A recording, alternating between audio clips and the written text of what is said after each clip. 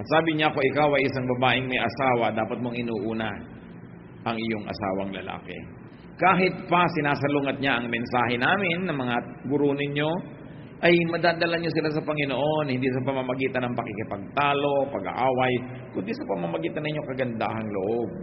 At wala nang kailangan pa mag-sermon sa kanya o magturo kung ang mga kilos niyo mismo ay kakabakasan at kakakitaan ng diwa ng Espiritu ng turo ni Kristo. Napakagandang paalala noon, magpahanggang ngayon. That an attractive wife here prioritizes her husband. Kung hindi ka rin lamang handa na ang isang lalaki maging priority ng iyong buhay, huwag kang mag-asawa, huwag mo siyang pakasalan. Ganon din yung lalaki. Hindi ka handa na bigyan ng priority ang babaeng ito, ba't mo papakasalan? Para maabala ka lang sa mga balak mong pasyal, lakad dito at punta doon, ba't ka pa mag-aasawa? So an attractive wife or husband prioritizes the spouse. An attractive wife, according to Peter, behaves well for her husband's honor. Kailangan na isang tunay na babaeng nananalig sa Diyos ay kapuri-puri ang pamumuhay to the point that her life honors God. That she lives above and beyond suspicion and blame, especially when it comes to marital faithfulness. Dapat ang isang babaeng may asawa ay walang ginagawang masama at mukha ring walang ginagawang masama. Hindi sapat na sasabihin, wala akong ginagawang masama. Oo nga, pero mukha meron. Nasisiraan ang dangal ng Diyos, nasisiraan ang dangal ng asawa, at gusto kong bigyan ng diin, bagamat ang detalye dito ni Pedro ay address to believing women, kung ang kausap niya are believing men, ganyan din ang sasabihin niya sa pakikitungo ng men na ito sa kanilang may bahay o asawang babae. Hindi sapat na walang ginagawang masama. Kahit mga anak niyo, Mami, wala akong ginagawang masama. Oo nga anak, pero mukha meron. So dapat hindi ka lang mukhang walang ginagawang masama at wala talagang ginagawang masama pareho. So an attractive wife wins her husband by how she makes him feel about his importance to her. Walang nangyayari sa isang babaeng o nakakilala sa Panginoon na hilig mag-Bible study, umattend ng choir, magkaroon mga ministry sa church, tapos pinapabayaan niya yung asawa, pinapabayaan yung anak, pinapabayaan yung bahay. Uuwi ang asawa, walang makain, kaya walang maisuot, hindi maayos ang bahay dahil lagi nasa prayer meeting si Ginang, deaconess dito at deaconess doon, kumakanta dito at may visitation doon, tapos ang sariling bahay na papabayaan. Sabi ko, kung gusto nyo talaga na madala sa Panginoon ang inyong mga kabiyak, unahin nyo sila, mahalin nyo, para hindi sila magselo sa Diyos, para hindi sila magselo sa church.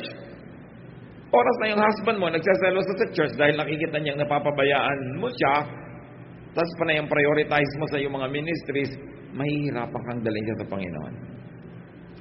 Kaya hindi sapat yung naglilingkod kasi ako sa Diyos, because your family is your first ministry. Marami pang paraan ng paglilingkod.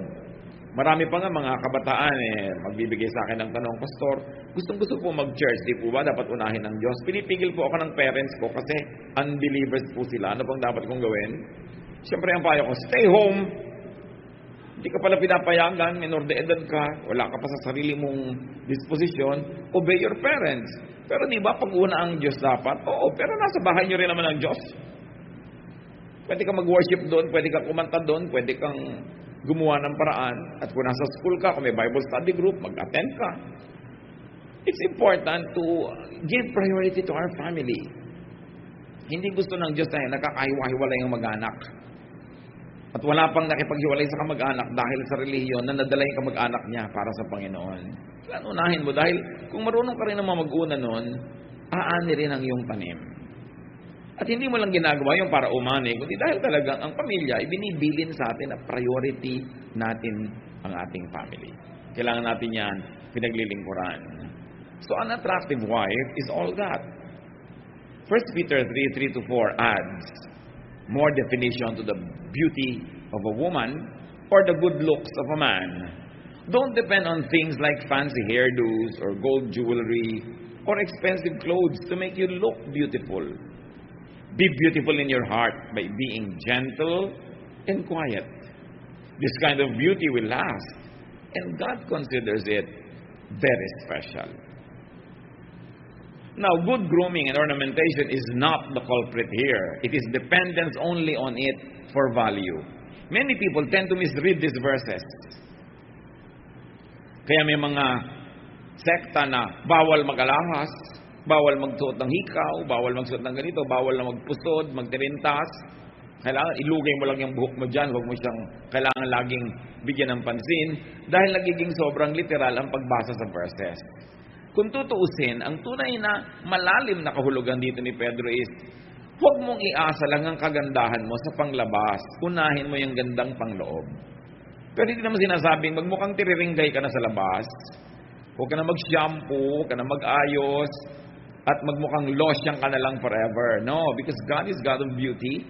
And even the temple, when the temple was made, God had very specific instructions how it would be ornamented, decorated, and beautified. So alam natin na hindi yun ang kahulugan. Ang sinasabi lang, kung yun lang ang inaasahan mo para ka magmukhang maganda, na nagkakanda utang-utang ka na, nagkakabaon-baon ka sa mga kung ano-anong utang, hindi ka na nakakapagluto ng masarap dahil hinihuhulog mo sa mga hikaw mong kay lalaki, hindi ganyan ang ibig sabihin na maganda. Pero kung napagsasabay-sabay mo naman yon, lalo't inireregalo pa nga sa inang asawa mo, ano naman ang masama na isuot mo yon? Dahil ang lahat ng magagandang bagay, ang mga hiyas, mga perlas, precious metals, are also created by God. And whenever you use them, not to eclipse your spiritual beauty, but to enhance, God is glorified because God is God of beauty. Huwag nating dadalhin yung mga ganitong verses to exaggerated misreading because they become very oppressive. And the tendency of people who read it that way is that they also become very judgmental of others. Kaya kung isa kang babae na ang nadinig mo at naituro sa yung interpretasyon ay literal, ang tendency mo, hindi ka lang hindi mag-aalahas, hindi ka lang hindi mag-aayos ang buhok, i-judge mo rin ang lahat ng kapwa mo babaeng nag-aayos. And then it goes against the very nature of Christian teaching of non-judgmentalism. So do not carry this teaching too far. Do not take it too literally because biblical language could be symbolic or could be exaggerating many times. Tulad ng tinatawag nila, Sea of Galilee. The Sea of Galilee is not a sea, it's a lake. It's a very small lake. But to exaggerate its significance to the people around that lake, they call it sea. Ganon, kailangan na unlock natin yung how to read the Bible. And most of the time you say, well, because it's an Eastern literature, and it was written long ago, the tendency is for the language to employ exaggeration. To be dramatic. Parang sinabi mo, malungkot ba yung pelikula? Bumaha ng luha sa sinihan. Siyempre, hindi naman talaga literally bumaha. Kaya mga sabing mula nang inibig kita at binugo mo ko ay luha ang aking banig. Luha ang aking unan. These are all poetic language. And the Bible was written that way. So huwag natin siyang babasahin at i-apply to very absurd proportions that we become enslaved, trying to follow it to the letter in a very, very oppressive way. Now, going back to what Peter was saying about women, 1 Peter 3:5, long ago, those women who worshiped God and put their hope in Him made themselves beautiful by putting their husbands first. So, pag nagtanong yung mga misis, anong ginagawa mo ngayon? Nagpapaganda. Naglalaba ka, ano? Kasi by putting their husbands first. Ano ginagawa mo? Nag-beautify. So, pinagluluto mo yung husband mo. Kasi daw noon, ang pagpapaganda ng mga babae ay dinadaan nila sa pag-uuna sa pangangailangan ng kanilang asawa. But of course, this prioritizing of husband does not only mean na maging chimay ka, na maging kusinera ka, maging labandera ka. Mas may malalim siya kahulugan. Na inuuna nilang uri ng pagpapaganda ay paglilingkod sa asawa sa pamamagitan ng pagiging tapat. Maging malinis na babae, tapat na babae na hindi nangangalon niya, hindi na chichismis sa kapitbahay, hindi gabing-gabi na wala pa, hindi kung sino-sinong mga kasama. Yun ang sinasabi ring unahin mo ang iyong asawa. Kesa sa hilig mo halimbawang mamasyal, kesa sa hilig mong gumayak-gayak. Lalo kung ang asawa mo halimbawa nasa abroad, kanino ka man sobrang magpapaganda? Diba? So, mapag-iisipan ka ng kapitbahay mo, labas ka ng labas, ang ganda-ganda mo, tapos wala yung asawa mo. So sabi, unahin mo ang asawa mo, ang ibig sabihin, yung dangal niya, unahin mo kaysa sa hilig mo at katinang yung paa. na mamasyal. Lalakad ka, dapat kasama mo lagi mga anak mo para hindi ka napag-iisipan ng masama. At kung hindi anak mo, kailangan hipag mo, kamag-anak ng asawa mong lalaki para wala silang masabi sa'yo dahil sila mismo yung kasama mo. Kung ang kasama mo lang, kamag-anak mo, baka sabihin pa nila, kinukonsinti naman kamag-anak nila. Pero in-laws mo kasama mo, biyanan mong kasama mong mamasyal, mag-spa, hindi ka magchichismis. This is what it really means to prioritize your husband, to prioritize his honor, his dignity. Lalo ngayon, napakarami pong mga mag-asawang hindi magkasama dahil sa trabaho, mga ginang at mga Mr. Den. Hindi nyo kailangan sobrang magpa-sexy, magpaganda, lalo't wala naman yung asawa nyo. Yun ang pagtitiis at yun ang sakripisyo na hinihingi para sa mga banal na babae. At ganoon din sa mga banal na lalaki. Kailangan hindi nalalagay sa alanganin ng dangal ng inyong kabiyak. But all being said, Peter was saying that women should not depend on outward decoration for beauty. Hindi sinabing don't decorate. Hindi sinabing don't wear this and don't wear that. Literally, kundi don't depend on it for substance. Because it can never compensate for a bad character. Kahit busilak sa kaputian ng iyong suot, pero kung marami ang iyong kalooban, baliwala yun. Kaya sinasabi, unahin mo character development.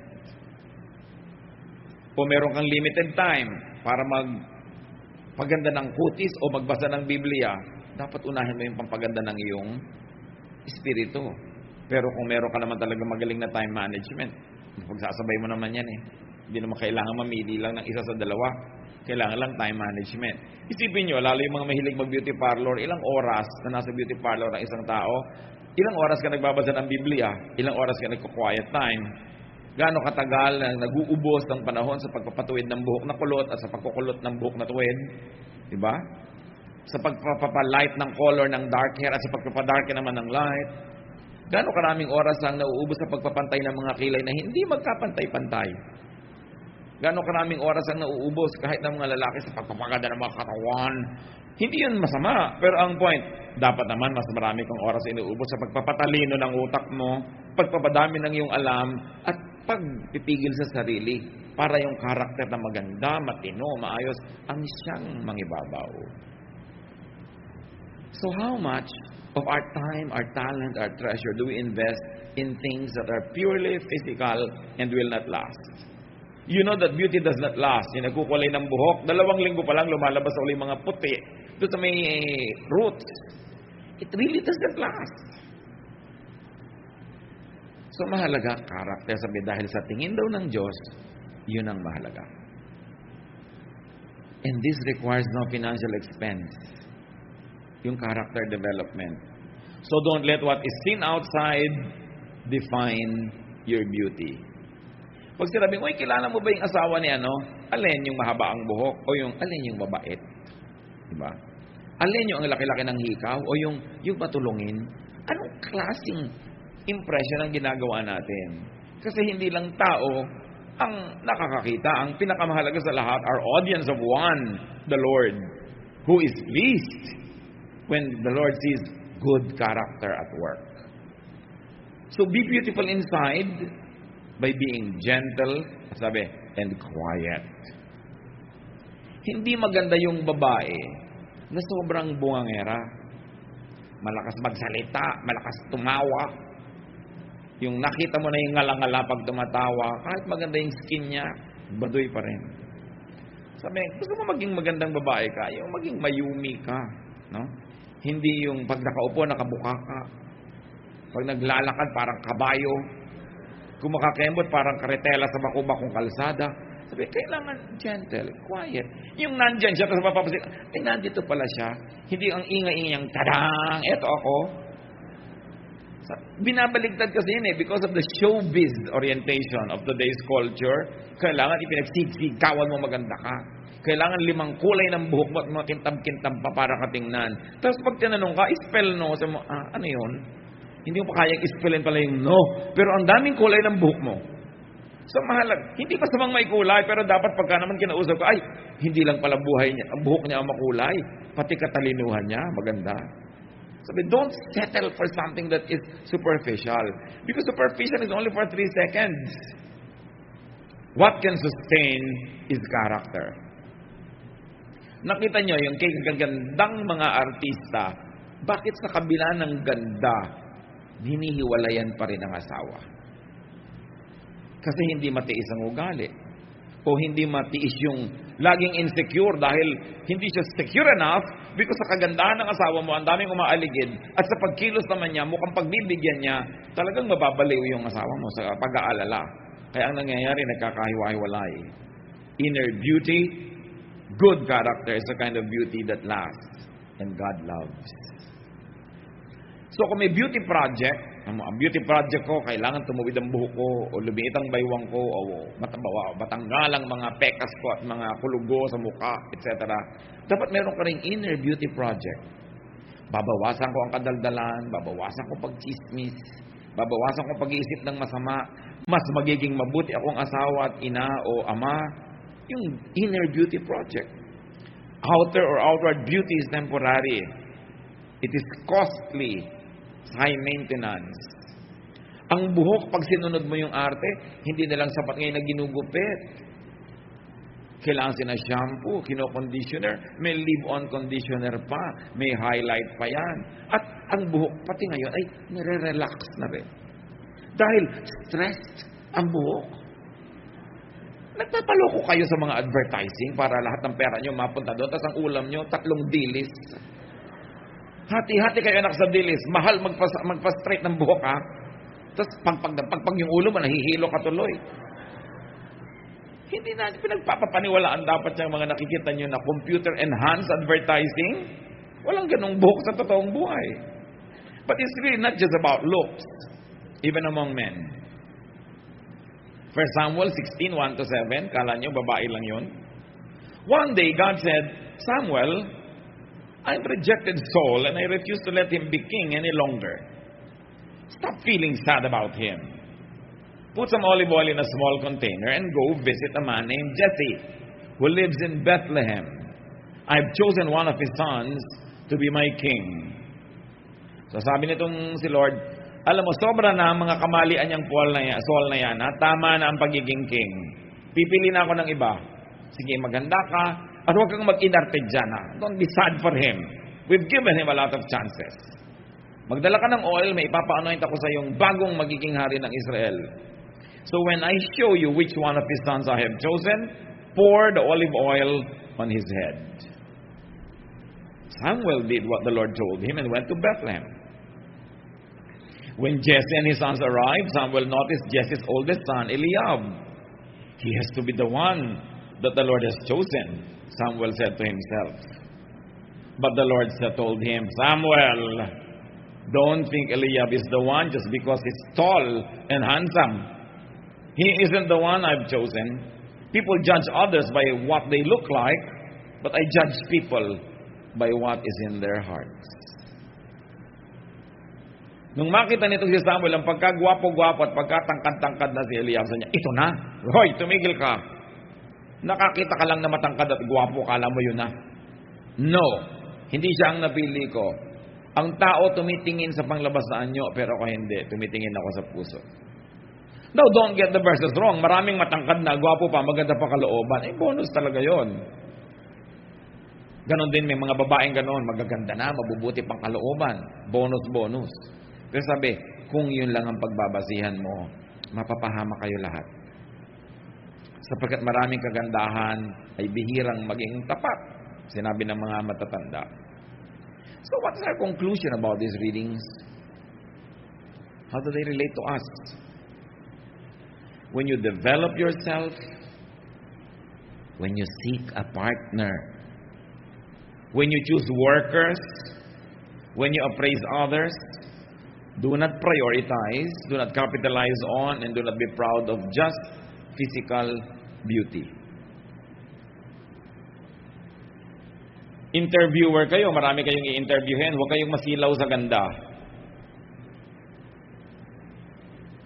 Mamimili kayo na magiging papa, mama, huwag kayong magpasilaw sa ganda. Ang hanapin nyo, character. Kasi yung ganda, isang barog lang nun, pwedeng mawala. Isang pagkakadapa niya sa release ng trend, pwedeng mawala ang kagandahan niya. Ngayon, kung maganda na pero yung character, nauna na, edi bonus. Pero according to many studies, pag matangkad ka't maganda, malalaki sweldo. Malaki agad ang ino-offer ng interviewer pagka maganda at matangkad, which is wrong. Kasi napakaraming magagaling na tao na hindi gano'n ang panggulat nila physically. No? Kaya ang importante, huwag kang pabubulag, lalo decision maker ka. At lalo kayong mga babae, pipili kayo ng asawa, mapapangasawa. Kung may magandang karakter talaga, magandang karakter, pareho, isang gwapo, isang hindi masyadong gwapo. Pumili kayo ng, hindi nyo masabi, no? Kasi wala kayong masyadong kaagaw. Ang hirap daw nung may asawa kang gusto rin maging asawa ng buong barangay. Lagi ka nakikipag-compete, lagi kang insecure. No? Kasi sabi nila, sa dilim naman daw, pare-pareho na rin yun. Kaya, huwag kang masyadong magpa-impress sa mga may itsura. And do not invest only on physical beauty. Huwag puro doon napunta ang pera. Gaano karami sa inyo namimili ng mga magagandang libro para basahin? Nag-i-invest at umaate ng mga seminar na may bayad.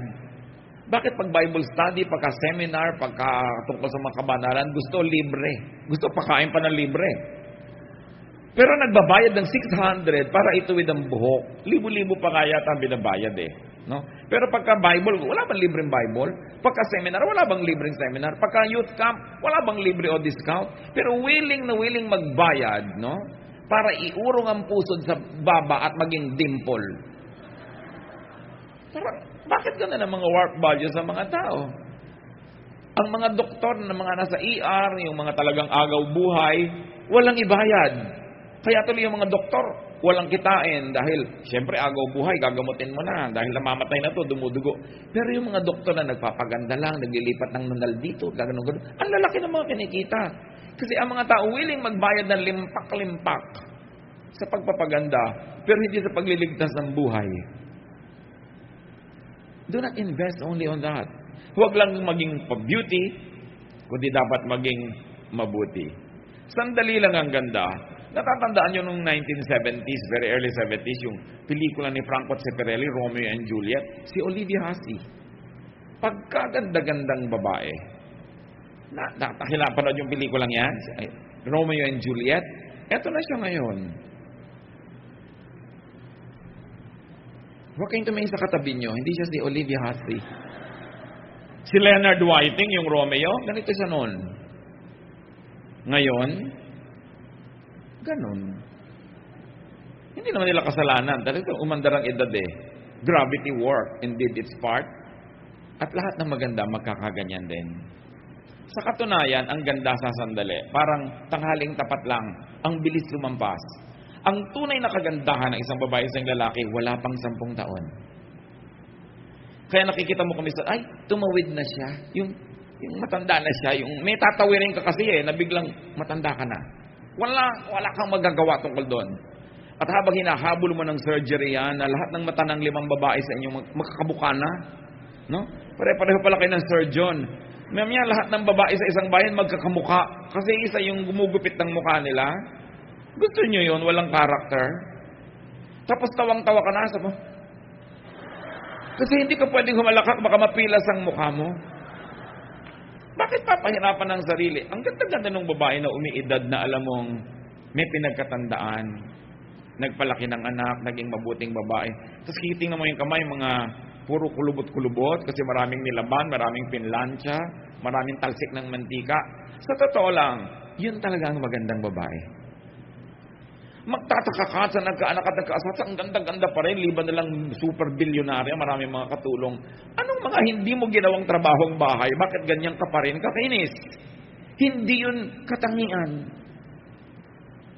Maaaring isang malaging kapintasan yun na marami kasi kurong pinabayaan. Liban na ang galing mo rin mag-maintain. Meron namang gano'n, talagang ang galing na ina, tas ang galing pa rin ang kagandahan niya.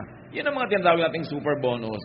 Pero among ordinary mortals like us, talagang pagtatrabaho, paglilingkod, bumubukol, pumepeklat. At yun, ang talagang tunay na tropeo ng kagandahan.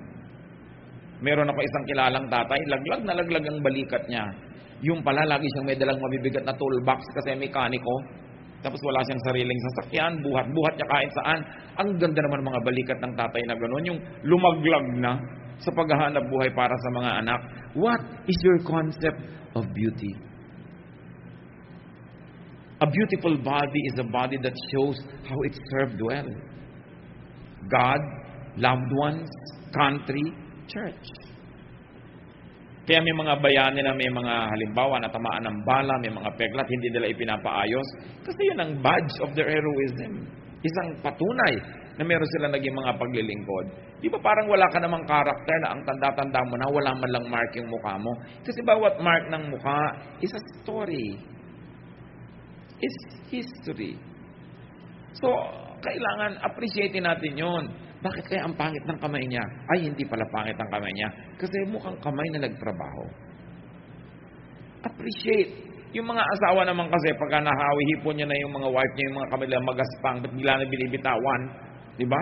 Dapat mong lalong masahihin dahil naglalaba pala siya, namamalansya, nagluluto. Alam niyo yung maghiwa-hiwa ka lang at kung ano, sari-sari talaga nangyayari sa kamay mo. It's important. Huwag tayong magpadala sa standard ng sanlibutan. Huwag tayong magpauto sa advertising. Huwag nating gayahin ang mga artista na 70 years old na, mukha pang 30. It's a joke. Yung generic face, magkakamukha, it's a joke. Don't be enslaved by such warped values. Be free. Age gracefully. And the years will show in your face, in your hands, in your body, and those creases and those warts and those scars tell of a wonderful service to humanity. You are a very beautiful person. Be humble, be good, and be substantial. Kung nagkataong maganda ka pa outwardly. Pero huwag mainggit sa maganda. Magtatabla din kayo balang araw. So balang araw, magiging magkamukha din tayo. It's good to be beautiful, but what is good will soon be more beautiful. Kaya yung mga ibang mag-asawa lalong nagmamahalan kasi nakikita mo yung character.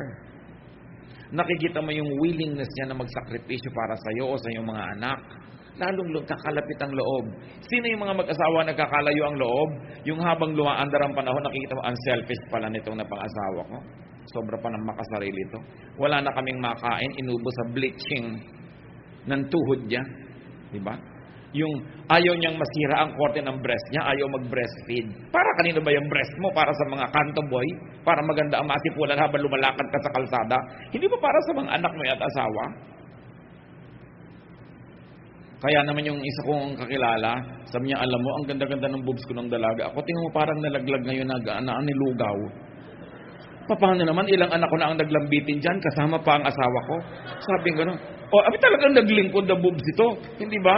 Dapat nagawa ng monumento. Pati ang gandang-ganda ko, wala namang nagawang lingkod. So, wag niyong ikinakaya kung parang nilugaw na umuho. Di ba? Ganun talaga. Ang mahalaga talagang naglingkod sa yung buong sambahayan. Pero siyempre, mainam na kung mabuti ka na, mabeauty pa. Nakakapag-maintain ka. Pero walang kwenta kung mabeauty lang. Pero hindi mabuti. Masama kung ang pagpapabeauty.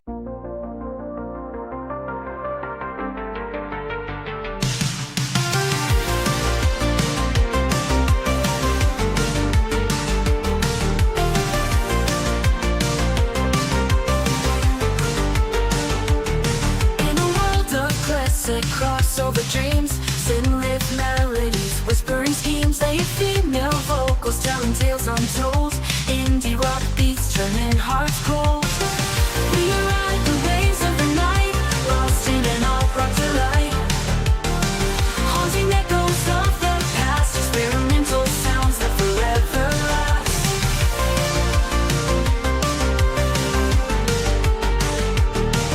Melodic synths painting the sky in shades of pink and neon high. An indie rock heartbeat pounding true in a realm where the stars feel so new.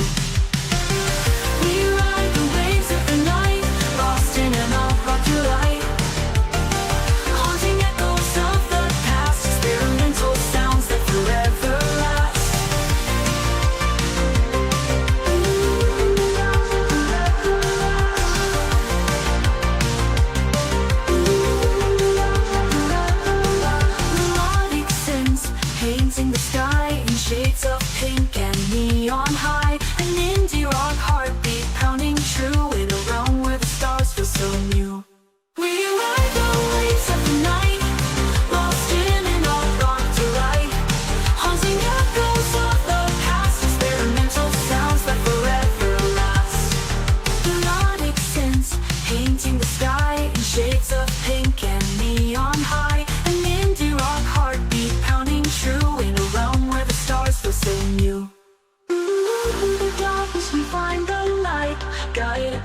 music taking flight, a fusion of genres in perfect blend. This electronic journey will never end. We ride the waves of the night, lost in an opera delight. Haunting echoes of the past, experimental sounds that forever last. Crossover and timeless groove, synth symphonies we shall move. Late female vocals in the distance call, indie rock hearts standing tall.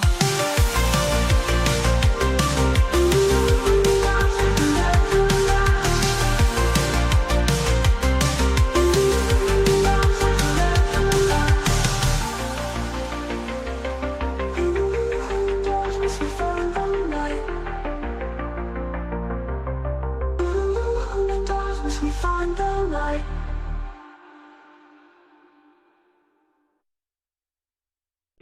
Ay hindi tuloy nagiging mabuti dahil naubos yung energy para doon. So pagandahin ang kaluluwa at ang espiritu. Pagandahin ang ugali kasi yun ang tinitingnan ng Diyos. Pagandahin ang pagkatao. Invest in your inner beauty. Kung nagme-maintain ka, nag-exfoliate ng balat, ng kikwit ng kuko ng buhok, lalong ine-exfoliate ang spirito. Lalong mine-maintain ang kaluluwa.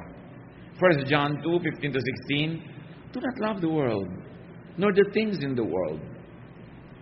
If anyone loves the world, the love for the Father is not in him. For all that's in the world, the lust of the flesh, and the lust of the eyes, and the boastful pride of life, is not from the Father, but is from the world. So kung pwedeng pagsabayin, gusto kong i-live-in, pagsabayin. Kung kailangan pumili ng isa, pumili ng mabuti. Always prioritize character. And always prioritize the honor of your spouse more than what you itch to do. That is what it means to prioritize our families. And that is high worship. That is pure religion. To be very good to your spouse, to your children. God loves it. Ama namin, pakasuriin niyo po kami, Panginoon, kung nadadaya kami kumisan ang sanlibutan. While we know that it is good to have good grooming, to be neat, to be presentable, teach us where it should end. Turuan mo kami, Panginoon, na magbigay ng hangganan sa pagiging sobrang makalupa at makakatawan lang. Ganon din turuan mo kami, Lord, sa pag-appreciate ng aming kapwa. Na mas pahalagahan naming tingnan ang ganda ng kanilang ugali at pagkatao kaysa panglabas lang. Huwag kaming marahuyo, Panginoon, huwag kaming madaya at malasing sa nakikita ng mata.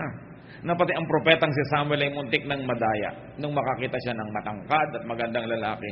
Akala niya yun na yung choice niyo.